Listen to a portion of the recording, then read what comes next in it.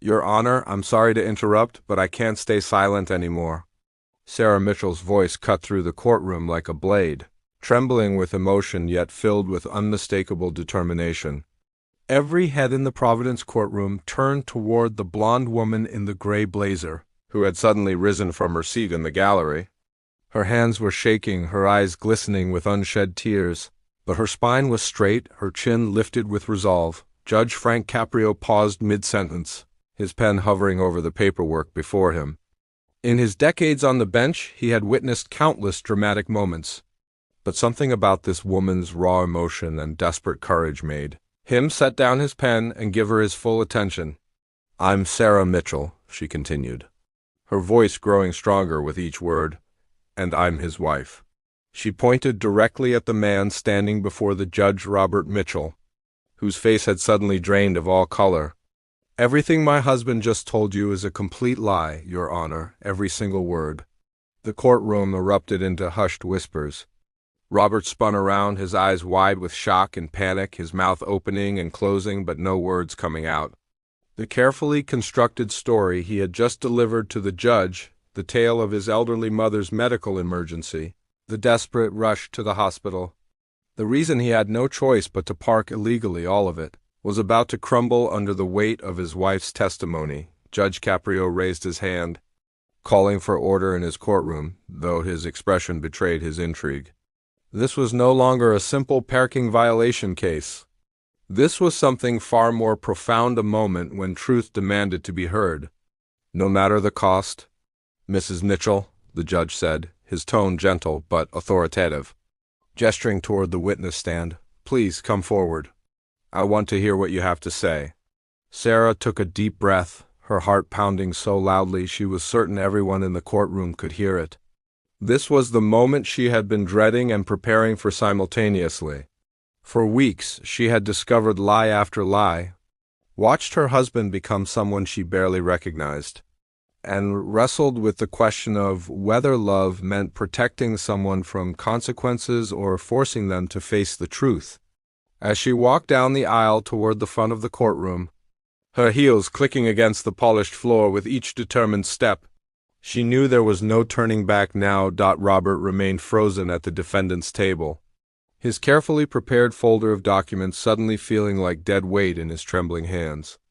Just moments ago, he had been confident, almost cocky, as he delivered his rehearsed performance about his mother's supposed heart attack scare. He had watched Judge Caprio's videos online, studied the judge's compassionate approach to cases, and crafted what he believed was the perfect story to elicit sympathy and get his ticket dismissed. He had practiced the catch in his voice, the way his eyes would grow misty, the exact moment to pause for dramatic effect. It had all been going according to plan until 3 words shattered his carefully constructed facade. "I'm his wife." Sarah reached the witness stand and was sworn in by the court clerk. Her hand didn't shake as she placed it on the Bible and promised to tell the truth. The whole truth, and nothing but the truth. Unlike her husband, she meant it. She took her seat, folded her hands in her lap to keep them from trembling, and looked directly at Judge Caprio. The judge's kind eyes studied her with a mixture of curiosity and concern, and somehow that compassion made what she was about to do both easier and infinitely harder. "Mrs. Mitchell," Judge Caprio began, leaning forward slightly, his voice carrying the warmth that had made him beloved by millions who watched his courtroom proceedings. "You've made a very serious allegation. You're saying that your husband lied to this court about the circumstances surrounding his parking violation?" "Yes, Your Honor, that's exactly what I'm saying." Sarah's voice was clear now, strengthened by the weight of truth. "My husband's mother is not sick. She's not in any hospital. She's not having heart problems or anxiety attacks. In fact, she's currently on a cruise ship somewhere in the Caribbean with her bridge club friends. I know this because I helped her pack her luggage 2 weeks ago and drove her to the airport myself." A collective gasp rippled through the courtroom gallery. Robert slumped into his chair, his face buried in his hands. The court stenographer's fingers flew across her machine, capturing every word of this unexpected testimony. Judge Caprio's expression shifted from curiosity to something more serious. "These are very serious allegations, Mrs. Mitchell. Are you absolutely certain about what you're telling this court? Because if what you're saying is true, your husband didn't just contest a parking ticket, he committed perjury by lying under oath. I'm completely certain, Your Honor, and I have proof. Sarah reached into her handbag with steady hands and pulled out her smartphone. She scrolled through her photo gallery until she found what she was looking for, then handed the phone to the bailiff, who brought it to the judge. This photograph was taken on the exact date and time of the parking violation. You can see my husband's car parked in that no parking zone, and if you look through the cafe window, you can see him sitting inside at a table. He wasn't rushing to any hospital, Your Honor. He was having coffee and spending over 2 hours at that cafe. Judge Caprio examined the photograph carefully, zooming in to check the timestamp and the license plate visible in the image. The evidence was clear and damning. He could see Robert's distinctive silver sedan parked exactly where the violation had occurred, and through the large front windows of the cafe, a figure that was unmistakably the defendant sat comfortably at a corner table. The judge looked up from the phone to Robert, who had still not raised his head from his hands. "Mr. Mitchell," Judge Caprio said, his voice carrying a note of disappointment that somehow felt worse than anger, "I'm going to give you an opportunity to respond to your wife's testimony. I suggest you think very carefully before you speak, because anything you say now is also under oath." Robert slowly lowered his hands from his face. His eyes were red, whether from shame or the pressure of his palms against them, no one could tell. He looked first at his wife, who met his gaze with a mixture of sadness and resolve, then at the judge. When he spoke, his voice was barely above a whisper. "She's telling the truth, Your Honor. I lied about all of it." The admission seemed to drain the last of his energy, and he sagged in his chair like a puppet with cut strings. "My mother is fine. She's on a cruise. There was no emergency. I was just trying to get out of the ticket." The courtroom fell into a heavy silence. Even the usual ambient sounds, shuffling papers, quiet coughs, the hum of the ventilation system seemed to fade away in the face of this raw confession. Judge Caprio removed his glasses and set them on the bench, rubbing the bridge of his nose in a gesture that those familiar with his courtroom recognized as a sign of deep contemplation. Sarah remained in the witness stand, tears now flowing freely down her cheeks, though she made no move to wipe them away. This was vindication, yes, but it brought no joy. She had just publicly exposed her husband's lies, had watched him crumble under the weight of his own deception, and while she knew it had been necessary, the pain of it was almost unbearable. "Your Honor," Sarah said quietly, drawing the judge's attention back to her. "If I may, there's more you need to know. This isn't just about a parking ticket." Judge Caprio nodded, gesturing for her to continue. The entire courtroom seemed to hold its breath.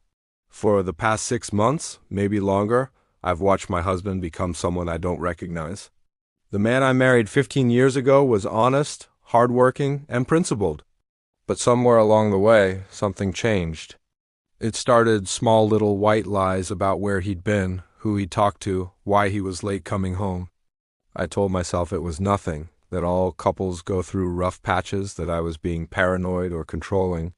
Sarah's voice wavered, but she pressed on. "But the lies got bigger. He lied about our finances, about losing money in bad investments. He lied about where he was spending his time. He lied about his mother's health before, using fake emergencies as excuses for why he couldn't attend our daughter's school events or why he needed to leave family dinners early." Robert's shoulders began to shake. He was crying now, silent tears streaming down his face as his wife laid bare the full extent of his deceptions. "I started keeping track," Sarah continued. "I started documenting things because I felt like I was going crazy. He would tell me one thing and then completely deny saying it later. He would make promises and break them, then act like I had imagined the promises in the first place.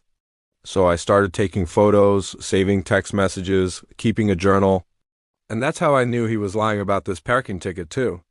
When I saw the court summons on his desk, I heard him on the phone practicing his story about his mother's heart attack, the same mother who had sent me photos from her cruise ship just that morning." Judge Caprio listened intently, his expression grave.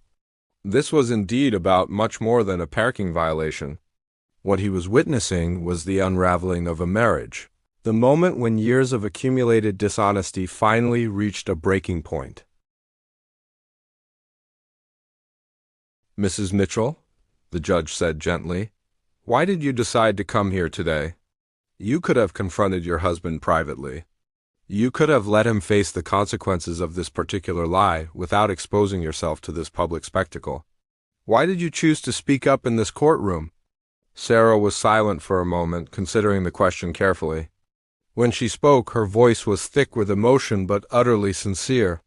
"Because I realized that staying silent, covering for him, pretending I didn't know about his lies, all of that was enabling him to keep destroying himself. Every time I let a lie slide, every time I pretended to believe him when I knew he was lying, I was telling him that there were no real consequences, that he could keep going down this path without ever having to face the truth about what he was doing to himself and to us." She turned to look directly at her husband, who finally raised his eyes to meet hers. "I love you, Robert. I still love you, despite everything. But I can't watch you become this person anymore. I can't be complicit in your self-destruction. If there's any chance of saving you, of saving us, it has to start with the truth. All of it, no matter how painful." The emotion in the courtroom was palpable. Several people in the gallery were wiping tears from their own eyes.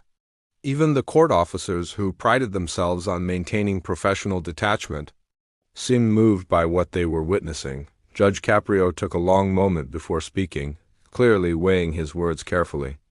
When he did speak, his voice carried both firmness and compassion in equal measure. "Mr. Mitchell, please stand." Robert rose unsteadily to his feet, using the table for support. "What you did today lying under oath in this courtroom is a serious offense. Perjury is not something I take lightly, and it's not something this court can simply overlook. You came here with a fabricated story, designed specifically to manipulate my known tendency toward compassion and leniency. You studied my approach to cases and tried to game the system, to exploit the very thing that makes this courtroom work, the assumption that people who stand before me are telling the truth." Robert nodded miserably, unable to form words. "However," the judge continued, "I've also just witnessed something else. I've witnessed your wife's extraordinary courage. Mrs. Mitchell didn't come here to destroy you. She came here to save you. She came here because she understood something that you seem to have forgotten, that real love sometimes means forcing someone to face consequences, to confront the truth about themselves even when it's painful. Especially when it's painful." Judge Caprio paused, looking from Robert to Sarah and back again. "I've been on this bench for a long time. I've seen thousands of cases, heard every excuse and explanation imaginable, but I've learned that justice isn't just about punishment. It's about restoration, about giving people the opportunity to become better versions of themselves. What your wife did today, Mr. Mitchell, that was an act of love. A painful, difficult, courageous act of love." The judge picked up his gavel, but he didn't strike it yet. "Here's what I'm going to do. For the parking violation itself, I'm upholding the fine. For the perjury lying under oath in this courtroom, I'm adding a substantial additional penalty. You will pay a fine of $1,500, and you will complete 100 hours of community service.